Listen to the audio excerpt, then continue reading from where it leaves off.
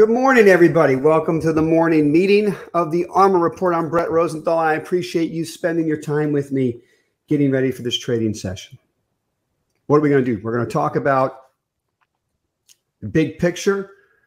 Anything going to change out there to help us get long the markets? We have a 95% cash position in our balanced portfolios, right? So I call it max cash. We're going to go over what the steps are in case things change, different types of changes, what we might do. So I'm going to walk you through what our steps are. First, we attack this, then that. I'm going to walk you through it simply so we have our game plan when the war starts, okay? And the war being time to put cash back to work, okay? So we're capturing massive alpha simply sitting in short-term money market funds. And so our job now is to figure out how to collect that alpha by getting long the market correctly. And we're going to go over what the signs are. I'm going to talk about Bitcoin for a minute. I really want to discuss this for a second. I spent some time involved in a conference call yesterday with Jim Bianco, whom I really respect, and it was all about crypto. There's some interesting things I heard about it that I want to share with you. And then we're going to wrap it up with a list of my favorite, let's call them top shelf whiteboard ideas right now. Okay, so that's what we're going to walk through.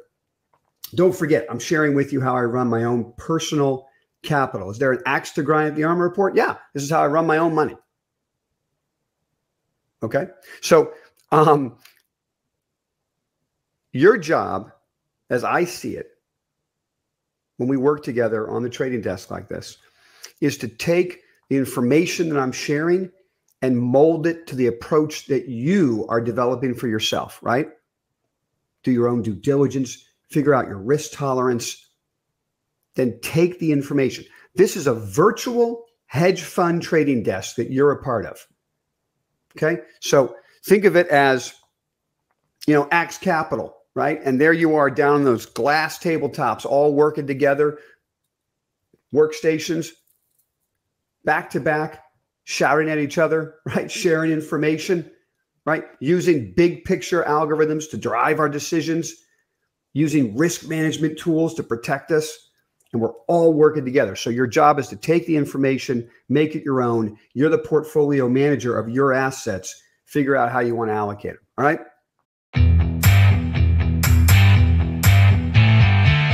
Bitcoin is without a doubt in my mind going to go down to 21,000 a Bitcoin. Okay. We're in the what, high 20s now, 28, 29,000. It's going to go to 21,000. And the reason for that is 21,000 is the pain point for Microstrategy and Michael Saylor. During the hysterical move higher in cryptocurrencies, Michael Saylor made some very questionable decisions and leveraged his company so he could buy more Bitcoin. This was a software company. And the CEO of the company decided, I'm going to take my cash cow of a software company, and I'm going to take my cash, and I'm going to leverage my company, and I'm going to buy more and more and more Bitcoin as it goes up. I did not understand at the time how a regulator could allow him to do that. But I'm happy for this to be a free capital market and regulators not get involved. So it's not like I want more regulation. But the whole thing was astounding to me to begin with, that a software company with a CEO who controls the board could take massive amounts of loans to buy a new asset. I don't care what the asset is. This is not a knock on cryptocurrency. It's not a knock on Bitcoin. I just find it astounding that that was even allowed, to leverage a company and buy one asset, in this case, Bitcoin, because the individual was sure that Bitcoin is going to go to $1 million of Bitcoin.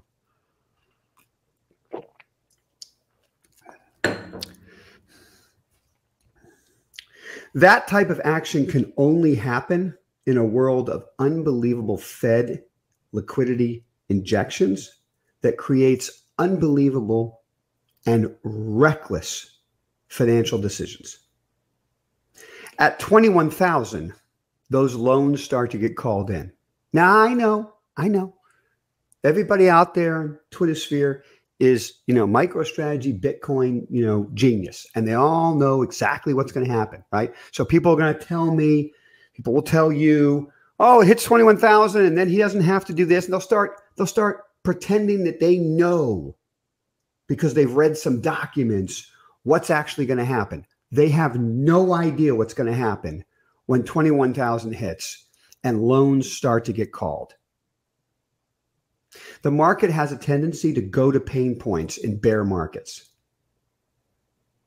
It just does. That's just what the market does. It finds the pain point and it hits it.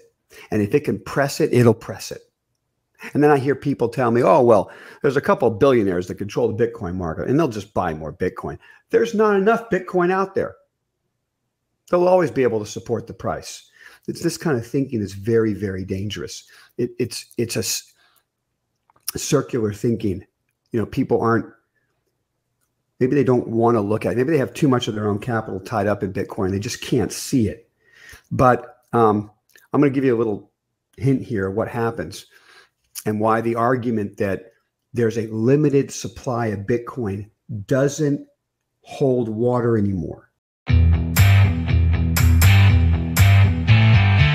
The process of investing, once we get that risk monitor green signal, I want to just go over it every day, once a week maybe, just to remind you of what our plan is so that we know how to execute. We're in a bear market. When we get risk monitor green signals, there's going to be a few green signals that fail. I'll guarantee that. So unless the risk monitor green signal coincides with a Fed announcement that they're not raising rates anymore and they're not reducing their balance sheet, that'll be different. Okay, I'll hit that different. But if we get risk monitor green signals in the midst of a Fed reducing its balance sheet, it's incredibly important for us to recognize that this is probably a bear market rally. It's a swing trading rally. It's not a real investable moment. So the first thing we do is we buy indexes, the most liquid asset that guarantees we make money if the indexes go up because they're index ETFs. Okay, so that'll be our first step. The last thing you want to do is get a risk monitor green signal, fill up your portfolio with individual stocks that go down when the market's going up. That'll just, your head will explode. Okay, so first thing we do is we buy indexes.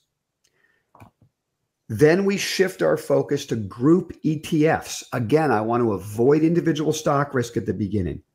If I want to create more alpha than just indexes, then I'm going to choose the group ETFs that I think can outperform. I'm going to show you those charts in a minute. Once we have those two pieces on in the portfolio and we're making money, then we've earned the right to take the risk and we can seed the portfolio with some of our favorite whiteboard names that are individual investments. Okay, that's the ARMR investing way.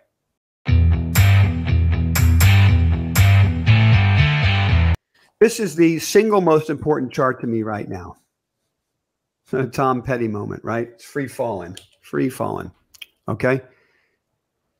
You saw the last 3 days, long-term treasuries were up. Now, it doesn't mean anything. It's in a massive downtrend. But if they can break the downtrend and start to put in a base, I would love to put some of my capital in treasuries. And this is really going to be strange, but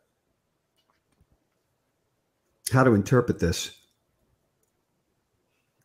If the Fed continues to raise rates and reduce its balance sheet and TLT goes up anyway, I believe that will coincide with a VIX index breaking out to new highs, because I think what it will tell you is that people are scared to death of every other asset and they're just plowing into government, US governments. Even with rates going up, even theoretically prices should go down. There'll be just an overwhelming flow of capital into US treasuries. I'm surprised it hasn't happened already.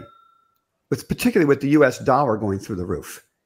If you're a foreigner, what a brilliant opportunity. Own U.S. treasuries with the dollar going through the roof. Get out of your currency, get into U.S. dollars and own treasuries. I mean, that's a great idea if you own euros. Dump the euro, buy U.S. dollars, buy U.S. treasuries and hide. So at some point, we should see a bottom form in treasuries that I think will lead to an aggressive move higher in treasuries, down in yield curve inversion. Even though short rates will be going up because the Fed keeps raising, long rates will be crashing down as people recognize we're in a major recession, we're hiding capital. So I am shifting my focus to watch treasuries every day, treasury bonds, TLT, looking for opportunities. I might even be day trading it. I might be getting long treasuries in here. So I'm looking long S&P, but I'm also going to be looking long TLT on an intraday basis. And I think it's important for all of us to keep our eye fixed on treasuries because it's going to give us a lot of indication of what's happening in the market. When long treasuries start to go up, rates start to go down in the face of a Fed raising short-term rates, it tells you that, and probably it coincides with VIX breaking out, that real fear is hitting the market and people are just hiding like crazy in the most liquid asset. So keep your eye on that. I hope you guys have a great trading session. I look forward to seeing you on the live desk in a few minutes. Everybody, error on the side of safety right now, okay? Protect your capital first. Get yourself in the flow and get ready for the next move.